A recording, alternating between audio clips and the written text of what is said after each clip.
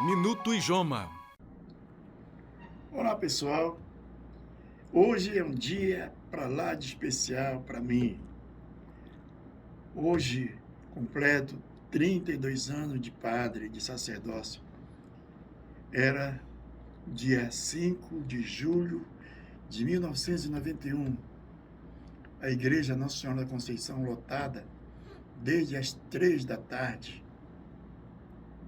Todos os padres da diocese participaram da celebração, presidida por Dom Luiz Soares Vieira. Hoje é um dia de saudade, porque meus pais não estão mais aqui, e tantos que ali estavam naquele belo dia. É um dia de agradecimento, é um dia de ação de graças, é um dia de lembrar e fazer memória daquela data tão importante para a minha vida. O Ponteiro, esse jornal, essa revista da Diocese de Macapá, que parou de circular, noticiava no outro dia,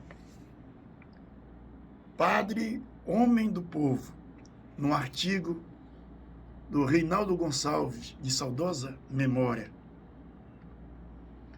E o título do Ponteiro daquele mês cita um breve texto de um artigo que eu escrevi para convidar a população do bairro do Trem, da diocese, para aquele dia. Deus me chamou a partir de uma realidade. De agora em diante, mesmo pecador, fraco, sou do povo. Sou pobre, frágil, com defeitos.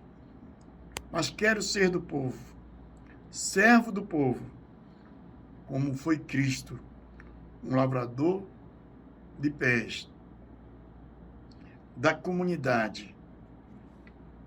Foram minhas palavras em 1991.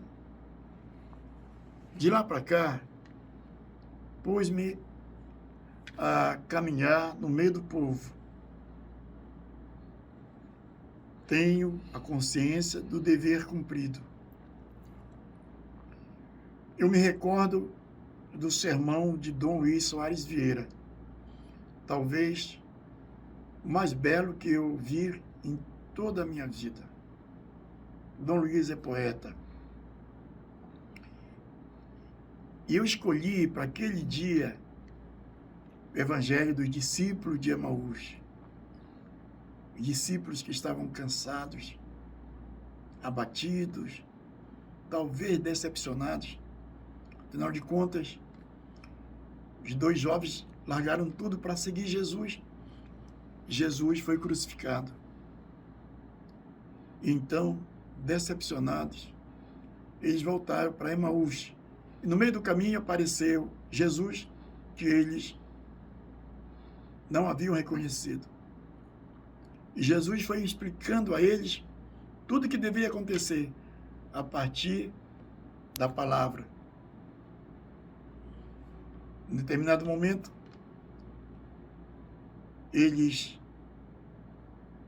se despedem, porque Jesus devia ir para frente, e eles fazem um convite para Jesus: fica conosco, Senhor. Esse convite me acompanhou toda a minha trajetória de preparação para o sacerdócio. A história dos discípulos de Emaús é a minha história, e eu penso que é a história de toda a humanidade. Fica conosco. A noite já vem e já é tarde. E o Dom Luiz fez um sermão espetacular. E ele dizia para mim, referindo-se no pessoal: Padre Paulo, nosso povo sofre. Você sabe por que padre não casa? Não é porque padre não gosta de família. Padre não casa para ele amar 100% o povo, os pobres. Paulo, dizia Dom Luiz, ele fala assim: o nosso povo não é amado pelo mundo, pelos grandes da terra. E eles têm que olhar para nós, sacerdotes, pastores, eles têm que olhar para nós e perceber em nós que eles são amados por Deus, o amor de Deus. Nós temos que amar os pobres, nós temos que amar o povo. Essa é a nossa missão, dizia Dom Luiz. O nosso povo precisa olhar para nós e ver em nós a misericórdia de Deus, o amor de Deus. E esse grito, esse sermão inspirado por Dom Luiz, ecoou no meu coração e na minha mente esses 32 anos. Na preparação para a ordenação, a Dona Maria, uma grande amiga, minha vizinha, mãe do Moacir, certo dia, eu a visitei, morava na frente de casa dos meus pais, e ela me deu um abraço e fez um pedido. Meu filho, eu vou fazer um pedido para ti. Nunca esquece de nós. Nunca esquece os pobres. Nunca esquece a tua origem. Que tu continue sendo aquele menino que eu te vi desde criança. Humilde, simples, obediente, respeitador, que ama todos nós.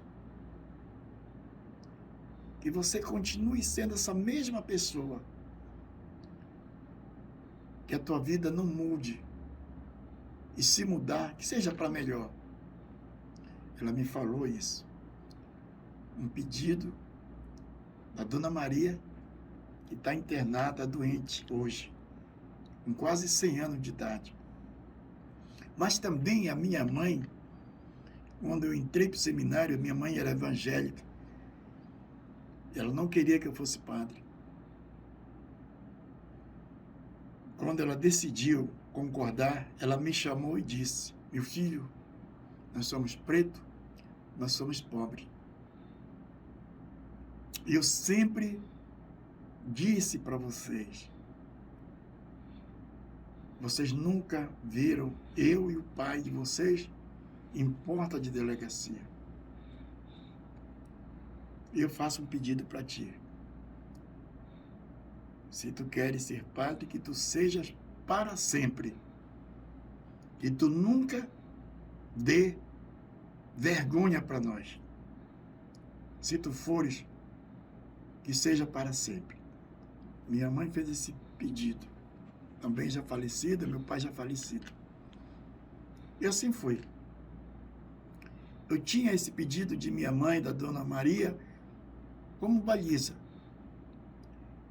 que foram determinantes, juntamente com o sermão de Dom Luiz Soares Vieira, para consolidar a minha opção radical pelos pobres. Isso fez com que eu perdesse privilégio, poder.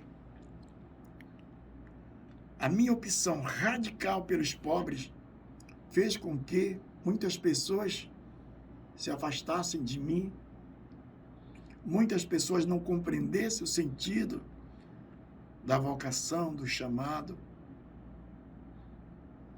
como está na missão de Dom Luiz Soares Vieira, no brasão de bispo, né? Ministrare, não ministrare, servir e não ser servido. Esse foi meu lema. Servir e não ser servido. E fiz da minha vida esse caminho. Servir e não ser servido. Fazer para o outro aquilo que eu gostaria que fizesse a mim. ou a maior definição de Deus, quando o apóstolo João diz que Deus é amor. Isso sempre foi a minha baliza. Amar os pecadores, amar os pagãos, os afastados, os que não creem em Deus. Eu fiz das tripas coração. Me violentei para ser mais próximo daquilo que Deus é e daquilo que Deus exige de um sacerdote. Vivi na radicalidade. Quem me conhece, conhece a minha história. Quem não me conhece, fala o que quer. Dizer que o Ijoma é um oásis de riqueza, de dinheiro. Se o Ijoma fosse rico, o Ijoma não seria o que é. Eu seria uma instituição de referência, de ponta. Se o Ijoma fosse rico, como você diz que ele é, já teria construído um hospital e não pediria, não andaria com pires na mão pedindo esmola, pedindo ajuda para um e para outro. Se o Ijoma fosse rico. Até patrocínio aqui é difícil. É mais fácil você encontrar patrocínio para amenidades. Agora, esses dias, eu vi uma pessoa que milita no movimento popular reclamar que para ajudar um doente de câncer com AIDS, uma criança que está passando dificuldade, você não encontra ninguém. Agora, para patrocinar desfiles, viagens e outras coisas, tá assim de gente para fazer. Porque ninguém patrocina nada sem que haja um retorno. Primeira coisa que o cara diz, o que é que eu vou ganhar? Se eu doar, eu vou ter abatimento na Receita Federal? O que é que eu vou ganhar? Quando as pessoas me perguntam, eu respondo para elas. Se você está preocupado com abatimento de Receita Federal, então você não está doando de coração. Porque quando você doa de coração, você está guardando um tesouro para o céu. O dia que você morrer, o dia que você se encontrar com Deus, Deus vai dizer para você, servo bom e fiel, vem participar do banquete da vida, porque tive fome e me deste de comer, tive sede e me deste de beber, estive doente, estive preso, estive nu, sem terra, sem casa, sem nada, e me acolheste. Vem participar do galardão. Vem participar das bem-aventuranças. Foi nesse caminho de martírio, de entrega, de doação, de amor, que eu fiz essa opção radical de amar, de servir, de cuidar. Tem pessoas que dizem que eu sou louco, que eu sou violento, que eu sou ignorante, que eu sou bruto. Tudo isso as pessoas falam. Eu sou ladrão, que eu sou rico, que eu quero aparecer, que eu quero me exibir, que eu quero me mostrar. Porém, para conduzir uma missão, para gerenciar uma obra, você tem que ter pulso. E todas essas pessoas que me acusam, elas foram contrariadas em alguns pedidos que fizeram a mim. Queriam privilégios, queriam regalias, e eu me recusei. Então, a melhor forma delas reagirem é tentando se vingar de mim. Mas isso tudo são águas passadas, tudo isso, nesse momento que eu completo 32 anos, nada disso é importante. Aliás, como diz Fernando Pessoa, tudo vale a pena quando a alma não é pequena. E a melhor coisa que a gente faz na vida é perdoar, é buscar a leveza do ser, é ser feliz, é não querer ser o dono da verdade sempre, é entender que cada um tem o seu tempo e que você, se quiser evoluir, você não pode entrar na mesma vibe do outro quando o outro está desequilibrado, porque ele vai te deixar também desequilibrado. E eu agradeço a Deus, porque nesses 32 anos, foram 32 anos cuidando das pessoas, tentando transformar a vida das pessoas. Porque à medida que eu transformasse a vida das pessoas, eu também transformava o meu coração. Não sei ainda quanto tempo de vida eu vou ter, nada disso importa. O importante é que eu amei, servi, fiz o bem sem olhar a quem, salvei vidas. E hoje eu posso dizer que do altar da Eucaristia, Deus me usou, mesmo diante das minhas misérias, a operar o que o meu coração e as minhas mãos não eram capazes de operar.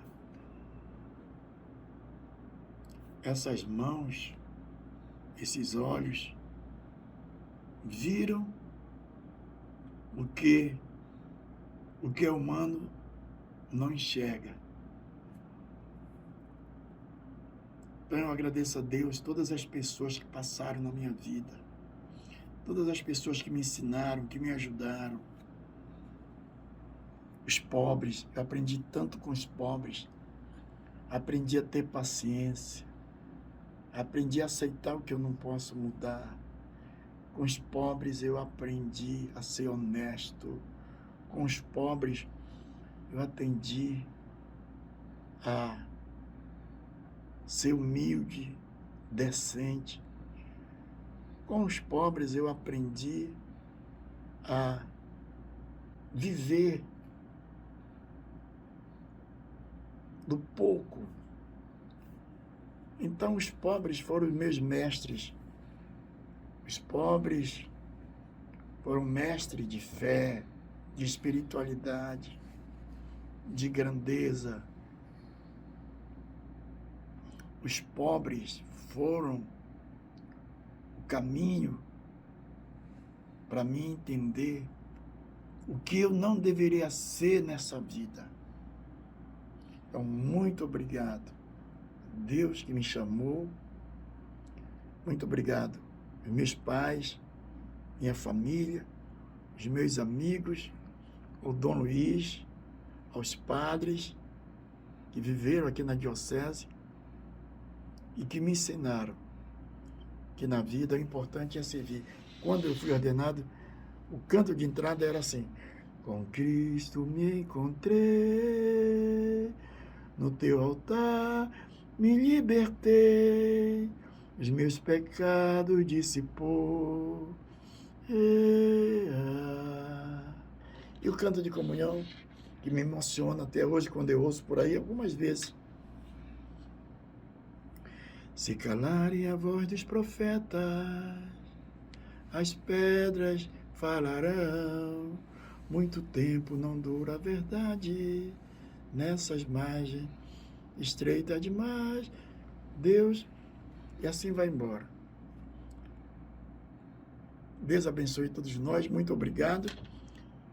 E o filho dessas mãos e desse coração, se eu tivesse que numerar 3 coisas.